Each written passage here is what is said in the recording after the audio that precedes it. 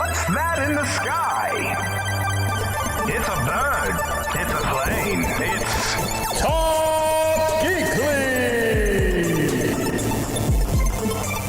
Hey, friends. Welcome back. We are doing another episode of Talk Geekly. Of course, I'm Pendragon here. And you know my friend. He's the Gotham Knight. He's chilling underground in the Cody Cave. Job for Cody. So we got a pretty jam-packed episode set up for you guys. We're starting a brand new format where we are going to try to be as spoiler-free as possible. So this should be a rather exciting episode. We're gonna knock it down to maybe within an hour, and then we're gonna be getting to Aquaman and talking about our feelings for that movie and kind of where we see DC is going to be headed in the future as far as their cinematic universe is concerned. A lot of different subjects and ending off with Aquaman. So of course we're going to give you a few moments to stick around before we dive into Aquaman. Then we'll give you the heads up so everything's spoiler free for you. So I believe we're going to just hop right in. Let's get this podcast going and let's talk about some comic books. So I'm going to go ahead and hit you with some Spider-Geddon because I've been reading Spider-Geddon since the first issue. We just got hit with the final issue, Spider-Geddon number 5. Our multi-dimensional spider epic finally comes to a close, guys. Miles Morales is going to be taking center stage in this issue. And of course, they got to put a stop to the menace known as the Inheritors. What's cool about this book is this is an all-star Spider-Man cast. We've talked about in the past, you've got characters like Gunslinger Spider-Man. There's a Mecha Spider-Man. Of course, you see Spider-Man Noir and different Spider-Men like that. And they're in a desperate need of a win. And what's cool about this is, I mean, you got Superior Spider-Man, which is Doc Ock. He was a villain, of course, everybody knows that. And now it's kind of like, is he going to turn his back on them? What's really going on? Then you got Gwen Stacy. You know, she kind of, last time we left off with her, looked like she was dead. Is she really? This issue is going to answer all those questions and so much more. It is a must read. I mean, I believe it's going to be, I mean, the year is basically over. We got what, 1 day left? It's going to be the hottest Spider-Man story of the year. So that's Spider-Geddon issue 5. Guys, pick it up. You want to see Miles Morales in a even doper light than the movie? This is the book where you're going to get to see that. Moving on, we are finally at the last issue of Damage issue number 12. We see Ethan facing off against the Justice League. He completely annihilates them, completely has annihilated the Suicide Squad, even Wonder Woman in the past. With the last issue, we seen him meet up with Superman. This issue concludes on a very, very strong footnote. We're introduced to a brand new superhero that we haven't seen in the comic arc yet. And he offers a lending hand to Superman. Without going into too much detail, it is a very, very intense battle, no hold bars. And I think you're going to really enjoy what you see if you've been reading the Damage line, especially seeing him go up against Supes. I would definitely recommend this issue. It's written and penciled by Robert Venditti and Aaron Lopresti. I think I butchered that last name, but right there's the writer and penciler for you guys. Definitely check it out. You're going to miss a lot if you don't. Yes, Damage has been pretty dope. So I'm glad you're saying to keep up with it, and it's something you believe we got to pick up, right? Yeah, absolutely. And with him fighting Superman, it definitely leaves you on the edge of your seat, seeing how strong Damage actually is and what he's capable of. All right. Well, over the past month or so, I've been on a huge Spider-Man kick. So I went ahead and took a jump into Superior Spider-Man number 1. And as I said with the Spider-Geddon series, Superior Spider-Man is a Doc Ock Spider-Man. Basically, he had originally took over the body of Peter Parker, and the memories of Parker and all the experiences basically changed him. And Peter's heroism set Otto on a new path.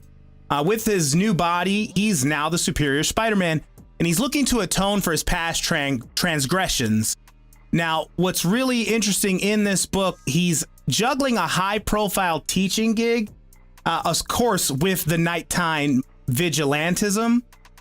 Now, he does manage to somewhat escape the demons of his past, but is he able to really embrace the hero that he aims to be? That's kind of what we're looking at in this issue, and it seems like that's what the main focus of this arc is going to be. Is he going to be able to not have to pay for those sins and all those problems that he caused while he was the villain Doc Ock?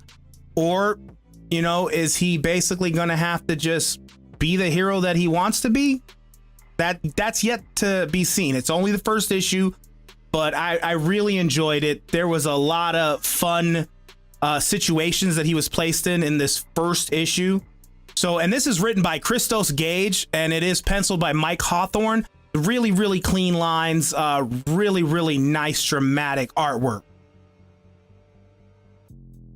Yeah, I definitely really appreciate when they dive into the deeper stories for superheroes and a lot more of the untraveled roads, like with what goes on and the repercussions of things that were out of their hands. So it sounds like definitely like it's leading into a really in-depth adventure for Peter Parker. Or Otto. My apology. Which I totally forgot to actually pull up his name. He doesn't even call himself Otto Octavius anymore. He created an entirely new persona for himself, and I really wish I had that information for you guys. Well, moving on, we are up to issue 61 of Batman. In this issue, Batman is experiencing some rather insane flashbacks or just illusions of his childhood intermingled with what appears to be Joe Chill. We see him interrogate a guy from a pub, dangling him over a highway overpass, trying to get information. For one, Frank Galilea, I think is how you pronounce the last name. Once again, sorry for the mispronunciation. It seems like Batman is steadily losing his mind with the trend of the last several issues, ever since him and Catwoman's marriage dissolved.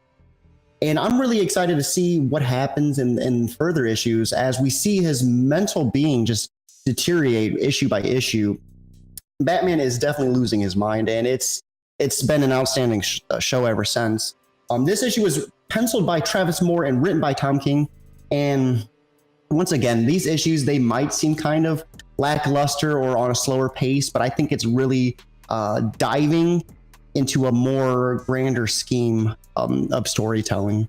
So it's definitely, I would recommend checking out if you haven't gotten into the arc. If nothing too insane has really gone on, it's still building up to the climax of the story, I believe. Nice. Now, for those of you just hopping in, like I said before, we are kind of going away from our old format where we were really spoiler heavy.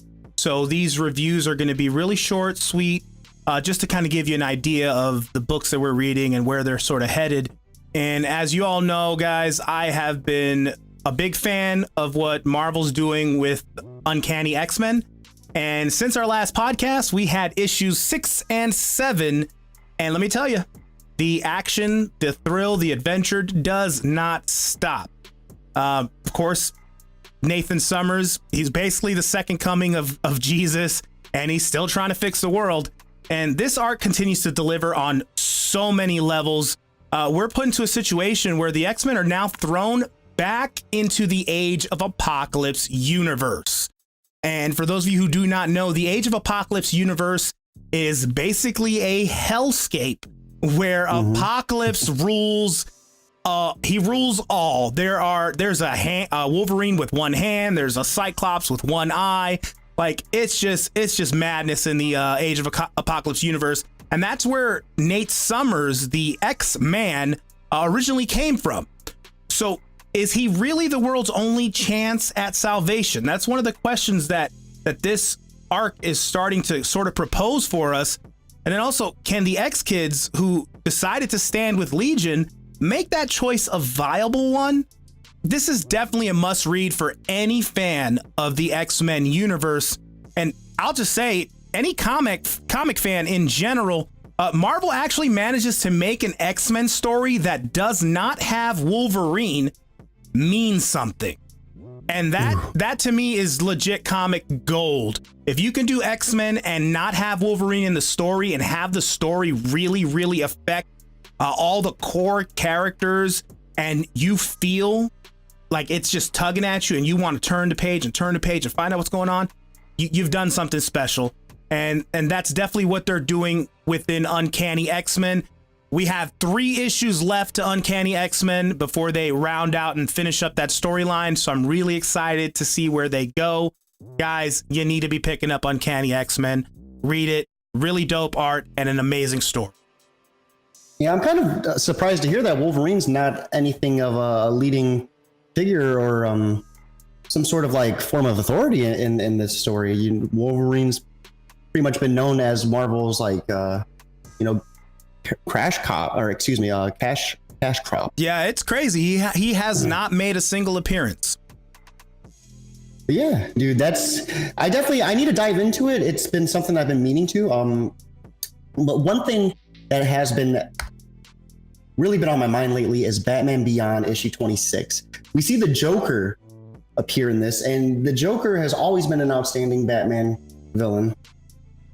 And in this one, he's even, I think, even worse in the Neo Gotham part of the final joke. We see the Joker meet up with Barbara Gordon once again for the first time in decades, and we all know what happened last time they met up. So it's really crazy to see these two meet again and see the Joker coming back in Batman Beyond, which is kind of like a futuristic take on everything. This was penciled by Brett Booth and written by Dan Jurgens. And I have always been kind of a fan of Batman Beyond ever since the animated series. And even though it kind of took a minor turn in some previous issues, I think they're really starting to come back. And I think introducing the Joker like this is definitely going to be something that resurrects the series.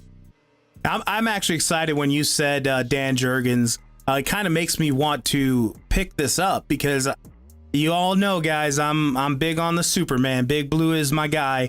And Dan Jurgens is probably one of the best Superman writers in all of DC history. So knowing that he's doing something as far as Batman's concerned, I'm intrigued. I'm interested. I think I'm going to go pick that up and see what's going on. So let's jump into this is my last book for this week's podcast, and it is X-Force #1. The bad guys are back. I mean, plain and simple. For those of you that don't know, the X-Force, and not the original X-Force, which was the first 5 X-Men members, but the early 90s version of the X-Force always kind of had that edge to them. In this 4-part story arc, and we're following that covert team, which is led by Domino, on the trail of Cable's killer. For those of you that do not know, this is actually a continuation of a 5-part X-Men event that happened just a few months ago, which was called Extermination. And in that, it was focusing on the original 5 X-Men. And basically, towards the end of that, Cable passed. But these are not your everyday heroic mutants, like I said before. Let's just say they're going to get the job done by any means necessary. And this book is full of guns, blood, and violence. And of course, as a mutant genocide is about to befall a small European nation, that's when X-Force has to really step up their game and kind of they do find the killer that they were looking for, but now they're forced to work with this guy and stop this genocide from happening. And it's written by Ed Brisson. And the pencils come from Dylan Burnett. And these are some really stylized pencils. They're not like this just amazing art, but there's something about the art in this book that I really, really enjoyed. It kind of had this cartoony action but all the lines were just so fluid. And it really led to me kind of just feeling immersed in those pages. And this arc is looking like it's definitely going to be a bloodbath, but a seemingly enjoyable one. So I'm going to get my raincoat and dance in the bloody rain. Why not? Well, I also ended on a rather strong note with my DC reviews. We lead off with Deathstroke 38, Deathstroke, Arkham Asylum, excuse me. He's stuck at Arkham Asylum fighting what appears to be an alien invasion, and is met up and teamed up with none other than Two-Face. We find out that his daughter was kidnapped, and we're wondering if Jericho is going to be able to save his sister.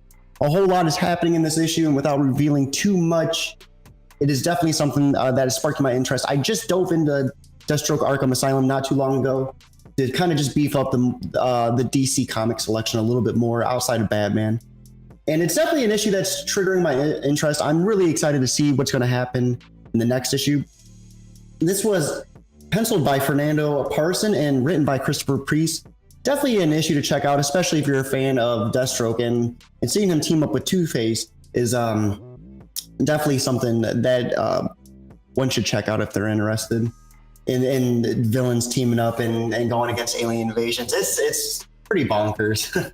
Yeah, I think books where, just like with the Superior Spider-Man, anytime you have a book where there's a villain who is basically kind of playing that good guy role, it makes for an interesting read, that's for sure. And I think what we're going to do right now is, before we jump into the news, guys, we got a little bit of our own personal news that we would definitely like to share with you.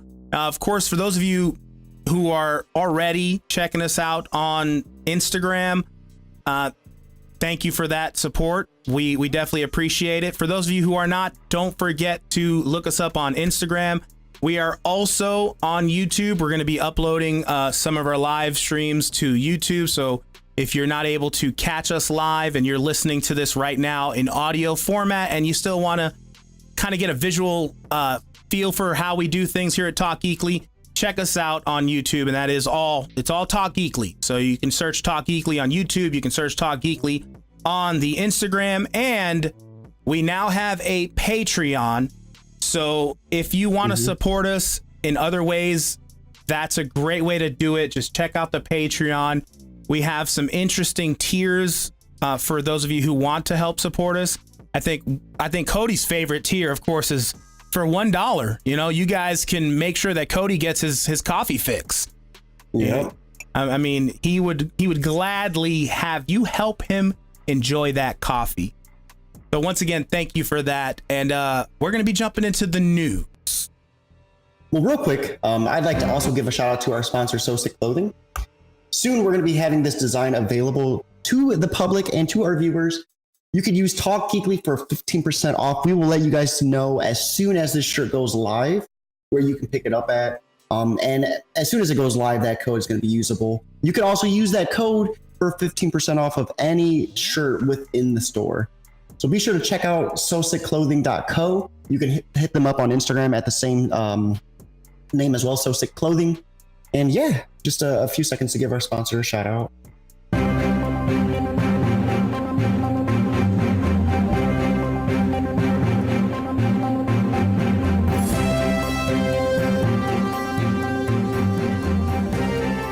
All right, guys, so let's talk about Disney's Aladdin and the reveal of what the genie looks like.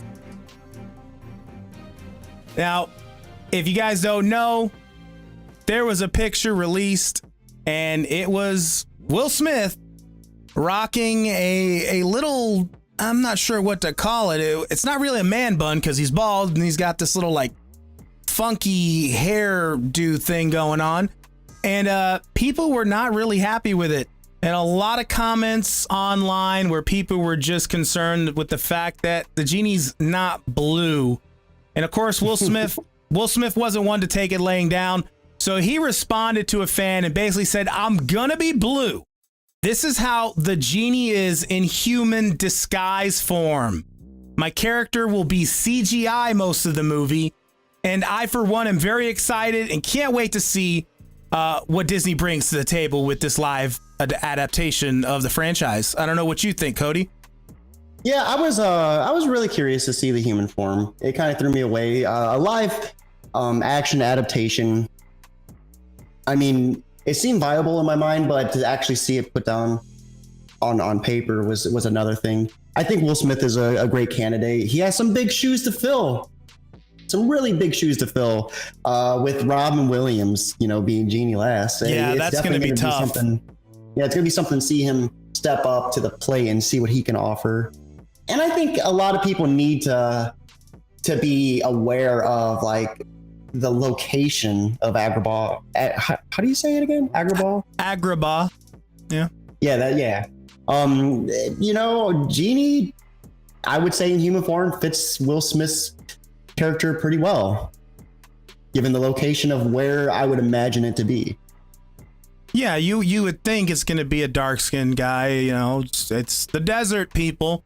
But I think it wasn't, I don't think people really were worried about that aspect of it. It's just they wanted to see a blue Genie, and they got just some regular guy with a funny haircut. They didn't give anyone a chance, to more or less see the real Genie that they're gonna have, and I can't wait. I'm pretty sure Disney's gonna hit this one out the park. I don't think they can do wrong as far as their live adaptations. So far, they haven't. They've done pretty good for me. So bring it on, baby. Bring it on. So we were exposed to a new Hellboy trailer, the Hellboy reboot trailer, not too long ago.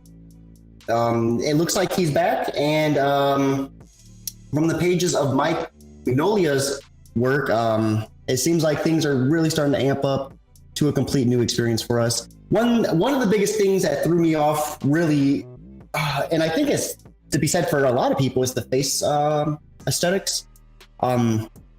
Just the way his face looked.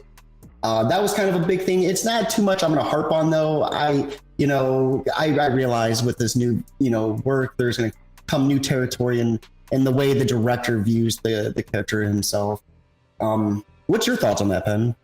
Yeah, honestly, I'm kind of somewhat in the same boat as some of those people who don't appreciate his look.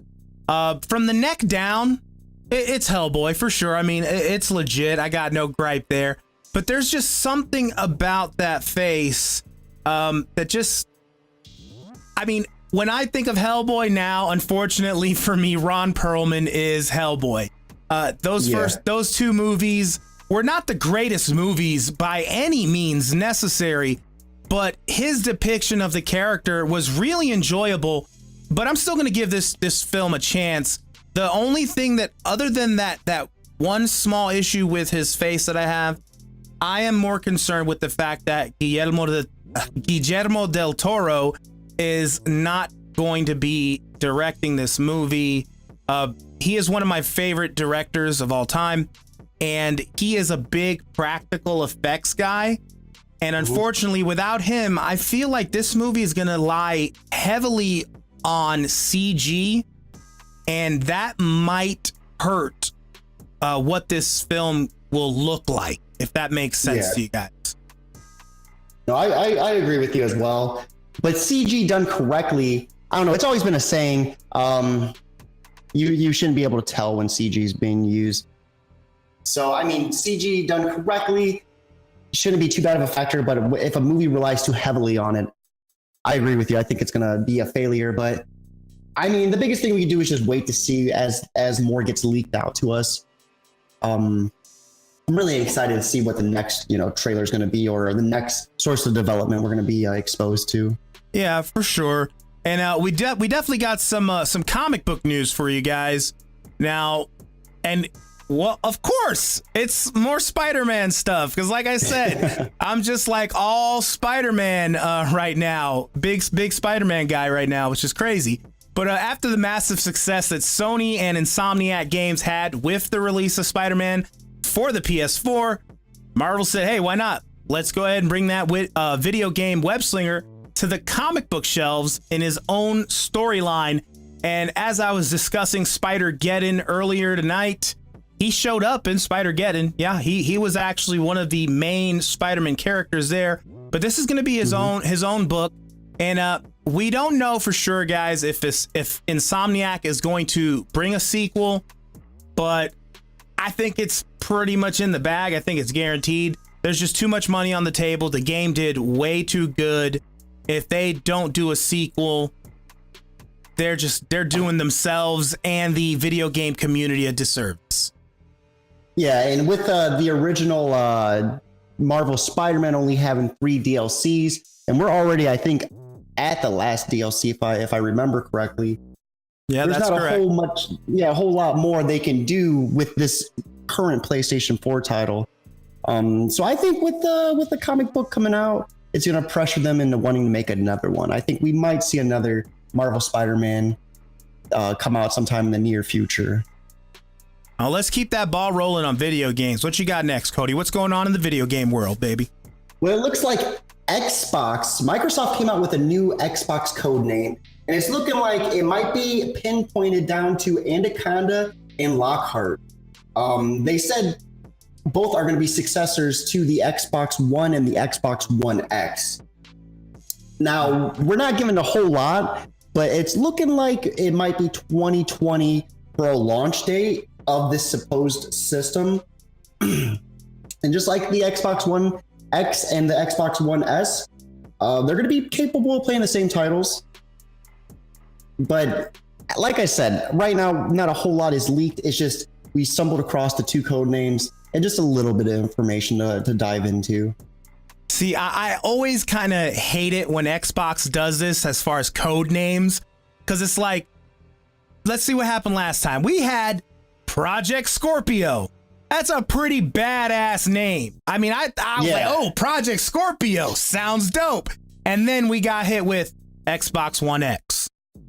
Yep. It was like, you just popped my bubble, guys. Why did you do that? Seriously. And now we got this Anaconda. Like, come on, the Microsoft Anaconda. You know, putting strangleholds on their PlayStation brethren. No, it'll probably be called the Xbox XYZ or the Xbox Millennial 7000. Some corny ass shit.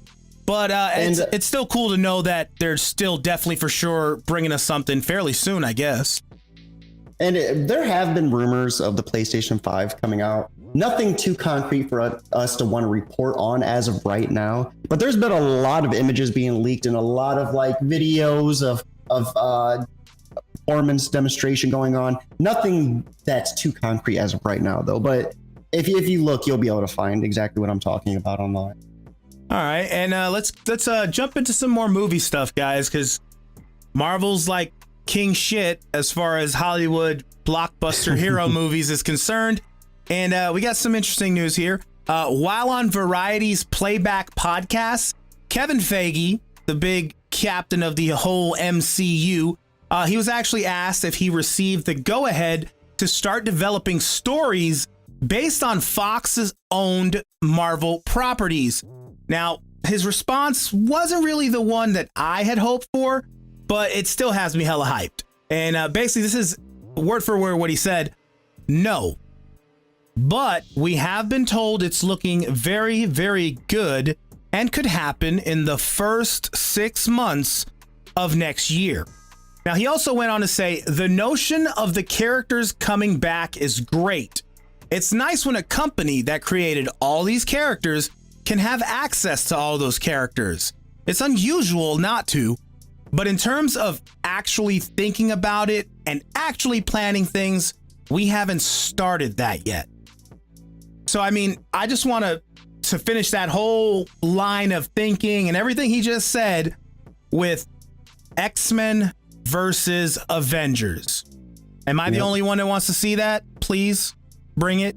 I want it. I think that'd be awesome. And I think we might even be able to see a House of M.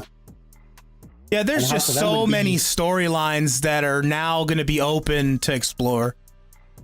Yeah, but you know, X-Men versus Avengers would be such an easy, film or TV show or, TV series to get people involved. And I think just having that title on itself right there would be enough to stir enough people to want to come see it too. Well, and I think like you really need to focus on that comment where he says in the first 6 months of next year, because we have the Disney streaming service that we will most likely receive sometime in the summer of 2019. So if they do begin to work on something within the first 6 months of the year, I wouldn't be surprised if we actually had some sort of crossover event or a storyline or even a very limited series premiere on the DC streaming service. Mm-hmm. Well, leading from movies, we do have a small bit of news pertaining to social media. This was just a few days ago, wasn't it? I want to say like maybe. Yeah, it was. Yeah, and I know how happy you were for it. Yeah, I was. It triggered me almost. I'm so used. Every time I get on Instagram, so used going through my feed, just zooming up. Just zooming up, going through my feed. Seeing my friends' pictures, and for just a few hours, it seemed like they took away the scrolling up feature and made it so where you had to scroll from right to left. And this kind of posed a problem. Sometimes with Instagram, you could post multiple pictures where you would have to scroll the same exact way. And it was kind of bothersome to try to figure that out. And it just made the whole app itself seem just unbearable almost. As picky as that sounds, I was just so used to scrolling, through my feed this way, down to up instead of right to left, that it was just unpleasant. And a lot of other users felt the same exact way. And it was one of those things where I was like, okay, well, we'll see what happens. And within a few hours, it seems like they just reverted back to their standard of news feed. Yeah, and I think the interesting thing about this story is basically for a few months now, Instagram has been toying with the idea of that horizontal feed. And basically, Adam Mosseri, who's Instagram head, he commented on Twitter that this was meant to be a small test that went broader than we anticipated. And then, of course, Facebook, they decide to jump in and contradict that statement completely in a post on The Verge, where they say, due to a bug, some users saw a change to the way their feed appears today. We quickly fixed the issue and the feed is back to normal. We apologize for any confusion. I actually didn't run into that issue, so I wasn't able to kind of check it out and see how it felt. But just thinking about it, there's no way that would even make sense. I don't know why Instagram is trying to even test that out. It's like, why would you want to scroll sideways like that? This isn't Tinder. I'm trying to run through my feed and see if I got any new comic books that I got to pick up, or there's some new artwork that Jim Lee just posted that I want to drop some love, But hey, Instagram, Facebook, you guys rule the social media world, so I guess you just do whatever you want. But let's go on transitioning from the social media news there. We also have some news about Samsung's 2019 TVs that are going to be supporting keyboards and mice. And they announced a new feature for its 2019 TVs that are going to allow you to have those various devices, as well as control PCs, tablets, and even smartphones directly from the TV. It's called Remote Access, and it actually is similar to the way things work with a remote desktop connection on a PC currently. Of course, it's going to allow you to access these devices from anywhere in the world, and it lets you use a specific desktop that's saved on a centralized server. Now, the idea is that you can see your desktop from wherever you are, and it'll reset once you log out of the session. And it's definitely exciting news for me because as a homebody, I do like the idea of not needing to use a 50-foot HDMI cable anymore when I'm trying to connect to my desktop from my PC for things like 4K gaming, or even just enjoying a 4K video that I happen to have on my desktop PC and don't have readily available for my smart TV. So that is pretty sweet, and Samsung is always pushing the boundaries as far as smart TVs are concerned. So nice to know that they're continuing to do that and they're not letting up anytime soon.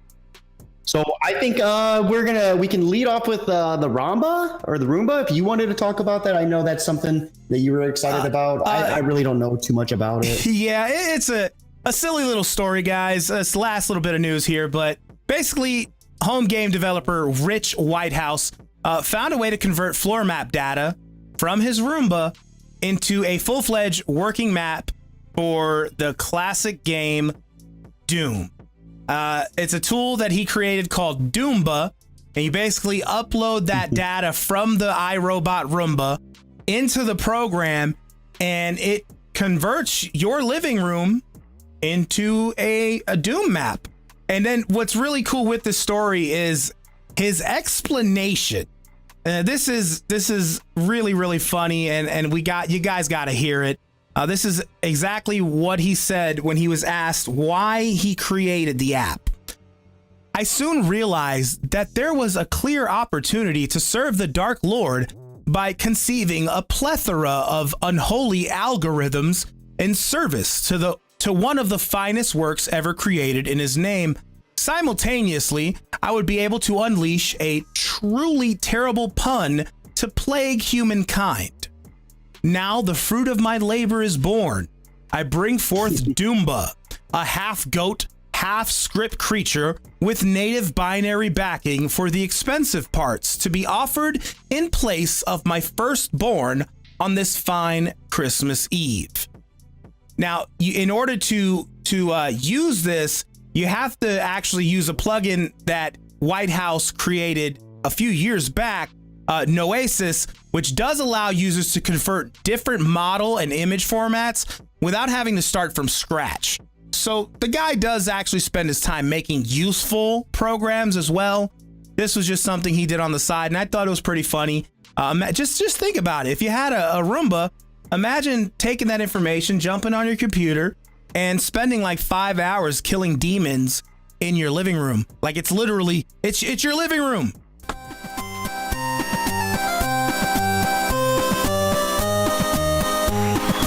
All right, Talk Geekly fans, you made it this far, and now it's the big payoff time. It's the moment you have been waiting for the entire podcast. It's the Talk Geekly review of the blockbuster film of the moment right now, Aquaman. This is directed by James Wan.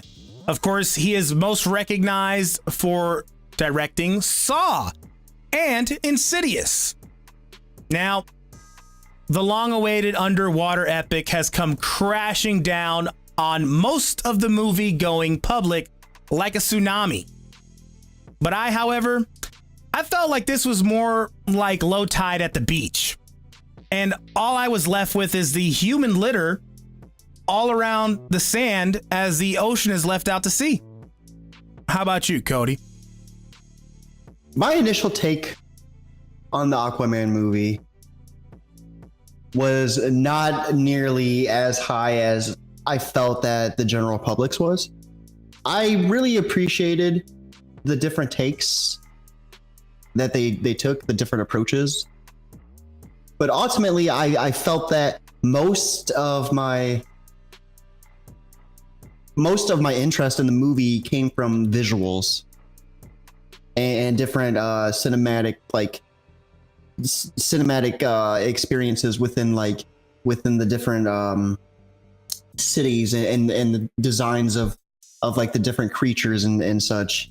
Yeah, I think I'm in the same boat as you. Well, for some of you guys listening, I mean, this might be a tough pill to swallow, but I mean, don't worry. There's plenty of seawater to help you choke it down.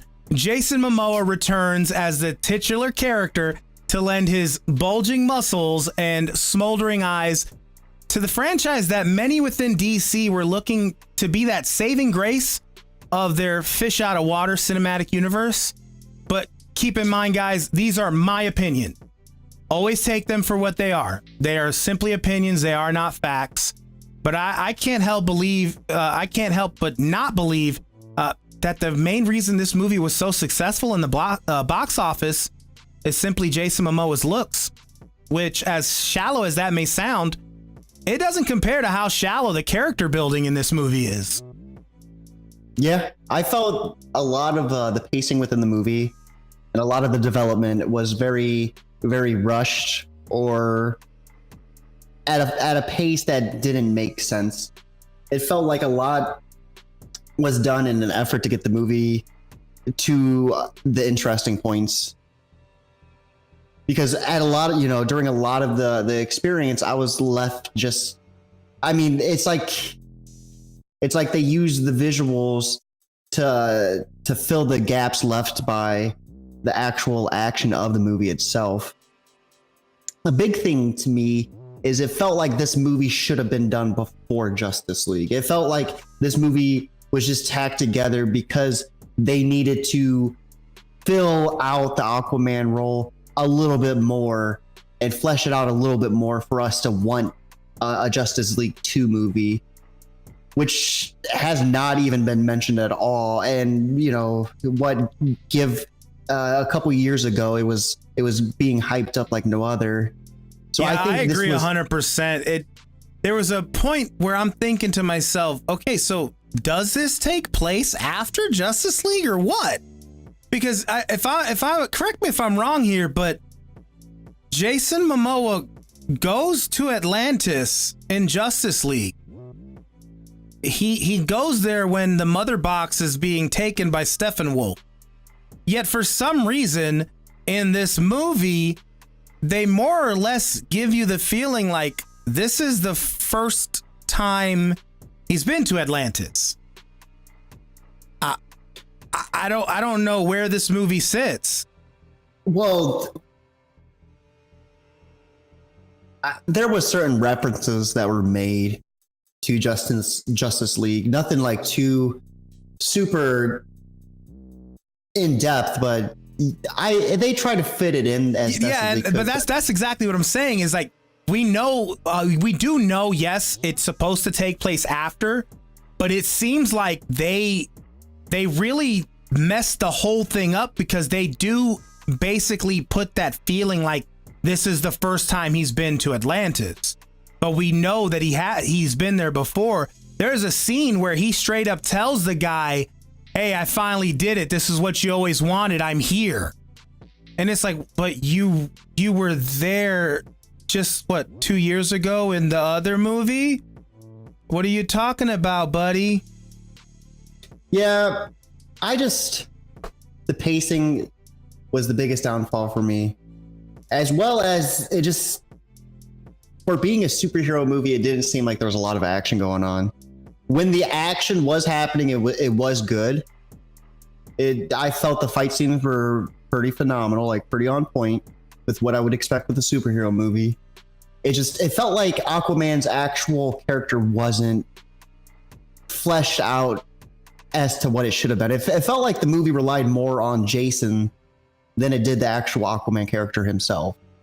Yeah, and I agree with you on that one. And that's something we talked about basically right after we had both seen the movie sometime last week, is that, I mean, we have a character who's a biker surfer. I mean, that's pretty accurate. Wouldn't you agree? Like he's kind of like this half biker, half surfer guy. And it's not really, at least for me, doesn't really seem like the Arthur Curry of the comics, which of course, yes, with a movie, we're always going to have deviations of the source material. But it's like when you have a Batman movie, Batman is always going to be the playboy philanthropist. When you have a Superman movie, Superman is always going to be the Boy Scout. Aquaman, whether you guys realize this or not, Aquaman is a lot like Superman as far as the Boy Scout aspect is concerned. The only difference really between the two of them would be that he does have he's got hang-ups as far as his family issues are concerned. Whereas Superman, he more or less, he was raised by a different family. So he kind of he doesn't dwell too much on his original family and the fact that, they sent him off because they were going to die. That's the only difference. But Arthur he's a Boy Scout, just like Superman. And this movie, it's Jason Momoa. It should have been called Jason Momoa Underwater. It should have been called Aquaman. I feel like we can't get too more in depth with Aquaman without like treading the waters and spoiling it. Oh no, I certainly agree, but I think that there's some good points and good moments in this movie. It's not 100% trash, guys. Don't take at least what I'm saying as this is a bad review. It's a meh review, if that makes sense for you. Because I think at the beginning of the movie, you know, of course, there's the whole love story with his mom and how he comes to be, and all of that had some promise to it. But then the movie slowly starts to fall apart after that.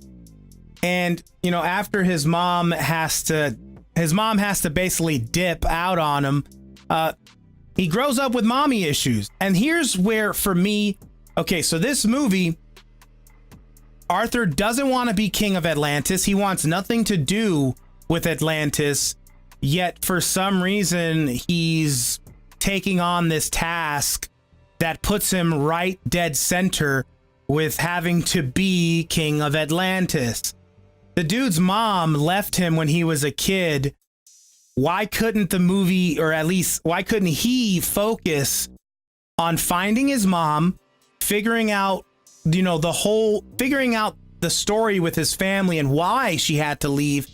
They show moments of that throughout the film, but I feel like that could have been a much more, it could have been a much more believable storyline, having him deal with those mom issues and having him deal with the family issues, than just kind of forcing him into this adventure that he didn't want to be in the first place. I think I agree with you, but I think DC's running limited on time. And if they were going to flesh out characters like this, they would need another movie almost. Like if we start to stray away from Aquaman and just look at everything as a whole, with Marvel, you have what, like 3 Iron Mans? You have 3 Thors, I believe, like 3 or 4 Captain Americas. You have movie after movie after movie that fleshes these characters out. And then you have movies where they all get together. So we have Marvel Avengers, Age of Ultron, Marvel Avengers Infinity War. And DC has what, like, which Supermans do you want to count? Which Batmans do you want to count? Wonder Woman, we have another one in the making. And then we had a thrown together Justice League, and then we had Aquaman. It would almost made sense to give Aquaman 2 movies and then have thrown Justice League together. Almost. And Batman versus Superman, don't even get me started on that. But one big thing I want to ask you is, do you think Aquaman is going to save the DC universe as it stands? What do you feel about Wonder Woman and the impact that could have? Do you think we're going to see a Justice League 2? Well, I had fun with this movie. I just don't see this movie setting DC's ship on the right course. They're going down. It's a Titanic, and it's a slow motion Titanic. We are just sitting back and watching this implode. Unfortunately, I had high hopes for this film, and with what DC gave me, I don't think they can earn my trust back. If that makes sense. Yeah, that makes perfect sense. I think Wonder Woman 2 is not going to do anywhere near as good as the first one. And it's not that DC doesn't have the time. DC's not giving themselves the time. Devil in the chat brings up it's a good point. If they didn't rush it, they could have done this right. And that's what DC has been doing with everything. They are rushing it.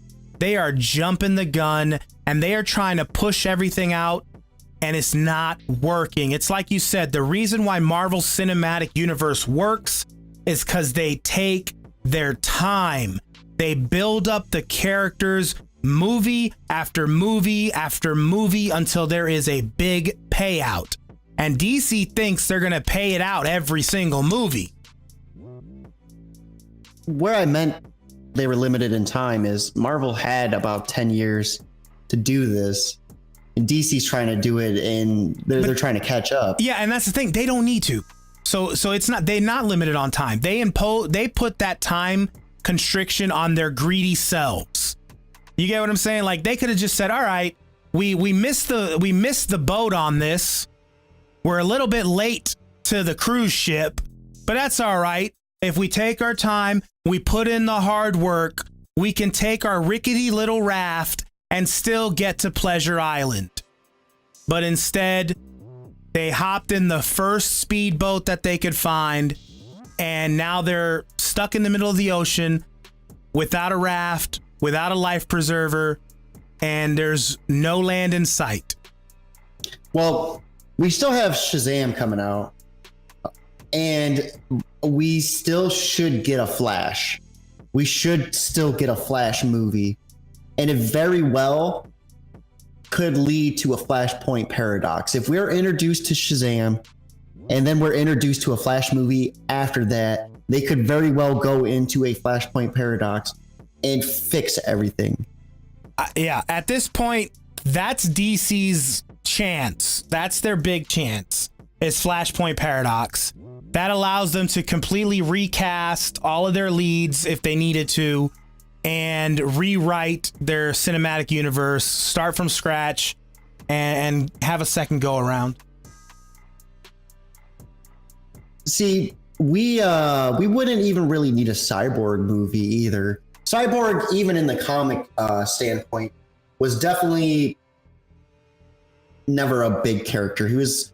He's a supporting role. He's a supporting role.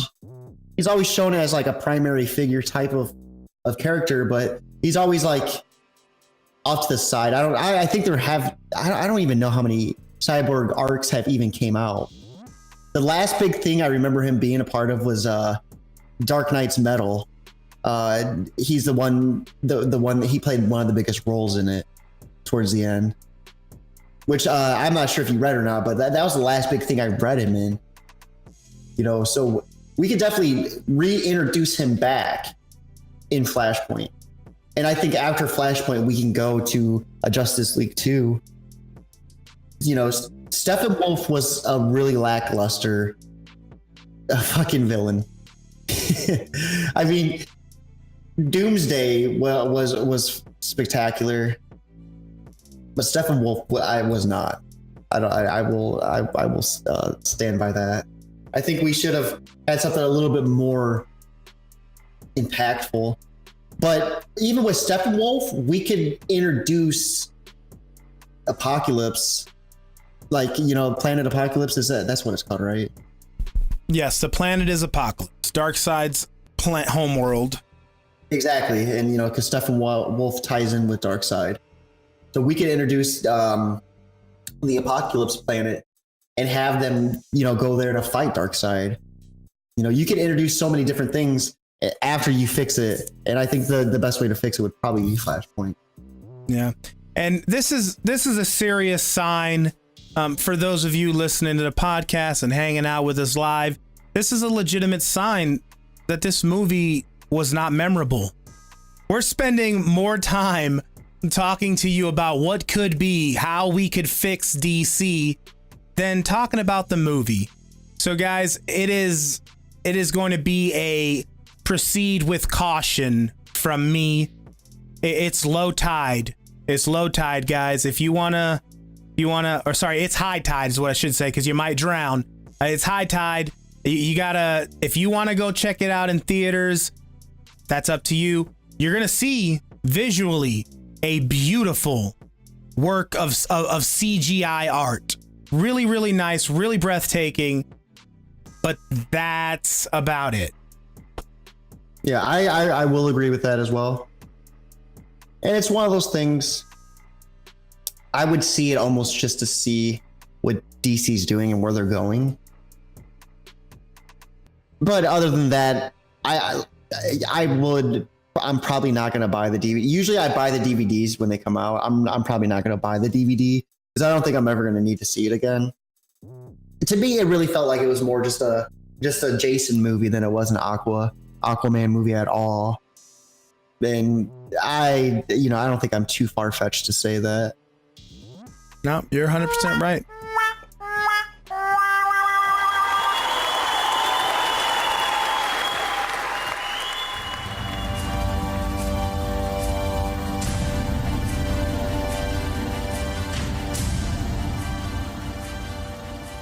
Yeah, so you guys can expect to catch the next episode of Talk Geekly Sunday at 7 p.m. Eastern. That is Sunday, January 13th.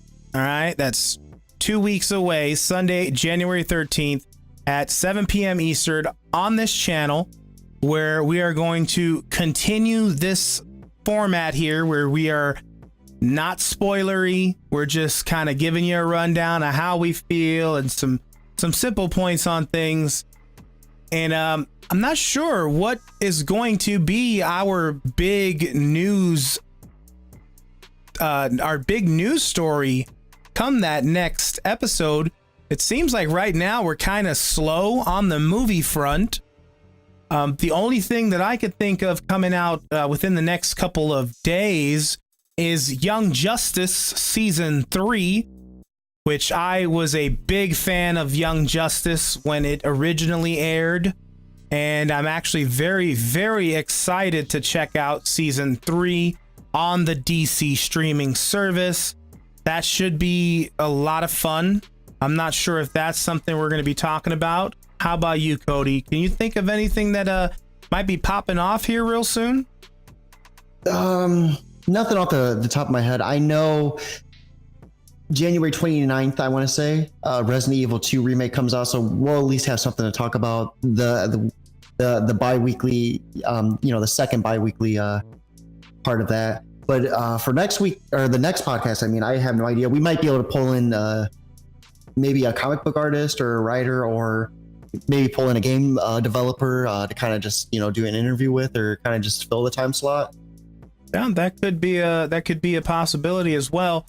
And that's something, guys, that we also want to bring with us to the podcast, is have weeks where we can have interviews with different people who are involved in the different geeky fields that we all love. So whether that be comic books or video games and things like that, we want to try to give them a platform where they can tell you their stories, tell you what they're working on, or tell you how they got into the industry. So that could make for interesting content. If you are interested in doing some of that stuff yourself, it's always good to hear how the steps that someone else took to make it there. And with that being said, I think it's it'll be time that we be hopping off. Well, I simply want to make sure we throw a big thank you so much for watching us live on Twitch, listening to us on all the major podcast platforms out there, whether it's Stitcher Radio, Slacker Radio, Google Play, iTunes, all those good places. If you are not listening to us in podcast format, hey, you could always go ahead and hop on your nearest podcast service, like, subscribe, give us 5 stars, and that'll help us out without costing you any money. It'll also help us climb the charts in those podcast realms, so that when people are searching for podcasts regarding comic books and things like that, we have a better chance of showing up in their search results, and you can just help us continue to grow Talk Geekly the way we would like it to grow. It's a bird. It's a plane. It's Talk Geekly! Hey guys, I am Pendragon back just one last time, and I wanted to give a very special thanks to our sponsor, So Sick Clothing. You can check them out at sosickclothing.co, where we are going to be unveiling our Talk Geekly in the clutches of the So Sick Raptor t-shirt design. They've got some great gaming designs available on their website. And of course, you will be able to use the coupon code TalkGeekly for 15% off your purchase. And I'd also like to remind you to check us out on Patreon. That's at patreon.com/TalkGeekly, where you could help support us any which way you possibly can. Of course, the lowest tier being simply $1, and that's going to help Cody get that cup of coffee that we all know he needs, he loves so much. So thank you for tuning in, and I look forward to hanging out with you next time on another exciting episode of Talk Geekly.